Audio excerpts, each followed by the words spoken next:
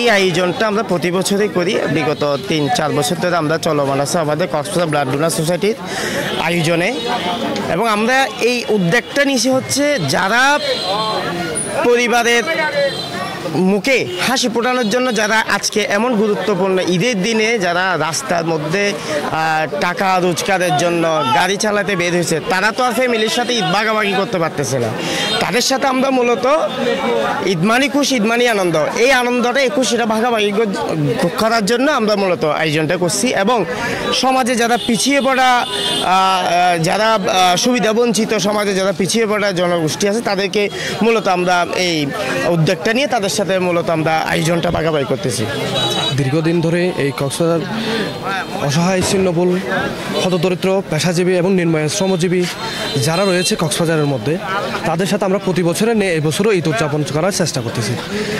আমরা দীর্ঘদিন ধরে যেহেতু এই প্রজেক্টটি চলমান রেখেছি, এবছরও আমরা ঠিক একইভাবে চলমান রাখার জন্য আমরা চেষ্টা করতেছি। কক্সবাজার শহরটা আপনার এখানে পর্যটন শহর বললেই চলে। এখানে নানান শ্রেণীর মানুষ নানান জায়গা থেকে এখানে আসে জীবিকার তাগিদে। অনেকেই জীবিকার তাগিদে ঈদের দিন এখানে ঈদ করতে হয়।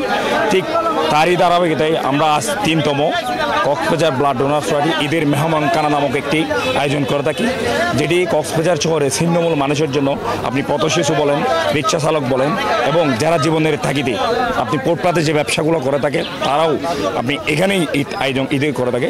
আমরা জাস্ট তাদের সাথে ঈদের যে আনন্দটা ভাগাভাগি করার জন্য আমরা এই আয়োজনটা করে থাকি। আমরা বিগত বছরগুলোতে এই ধরনের প্রোগ্রাম করে থাকি। আপনারা শুনলেই আনন্দিত হবেন যে আমরা পুরো রমজান মাস ধরে এতিমদের সাথে একটা ইফতারের আনন্দ ভাগাভাগি করছি, যেটা হচ্ছে আপনার ইফতারের একটি আনন্দ ভাগাভাগি করছি। আমরা 26 রমজান পর্যন্ত ইফতারের এতিমখানায় গিয়ে আমরা ইফতারের আনন্দটা ভাগাভাগি করছি, এবং পরবর্তীতেভাবে আমরা ছিন্নমূলদের পথশিশু এবং এতিমখানায় আমরা ঈদ বস্ত্র বিতরণ করছি, যেটা হচ্ছে এতিমদের কাপড় বিতরণ করেছি। এবং এই ঈদের দিনকে কেন্দ্র করে আমরা এই মেহমানখানার আয়োজন করছি। অত্যন্ত ভালো লাগতেছে আমাদের। আমরা প্রতি বছরে নেয় কক্সবাজার ব্লাড ডোনার সোসাইটি, যেটা দক্ষিণ চট্টগ্রামের বৃহত্তর স্বেচ্ছাসেবী সংগঠন।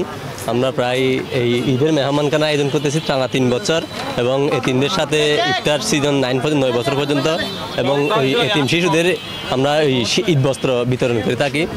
দেখতেছেন আমরা বিশেষ করে সুবিধা বঞ্চিত যারা মানুষ আছে, এটা আমাদের কক্সবাজার জেলার একটা পর্যটন অঞ্চল। এখানে অনেকে মনে করেন হোটেল বন্ধ থাকে, বেশিরভাগ খাবার দোকান বন্ধ থাকে, অনেকে নিজেদের মতো করে খাবার খেতে পারেন। তাদের জন্য আমাদের আজকের আয়োজন। পথচারী আছে, ছিন্নমূল আছে, ববগুরু মানুষ আছে, তাদের জন্য বিশেষ করে আমাদের আজকের আয়োজন।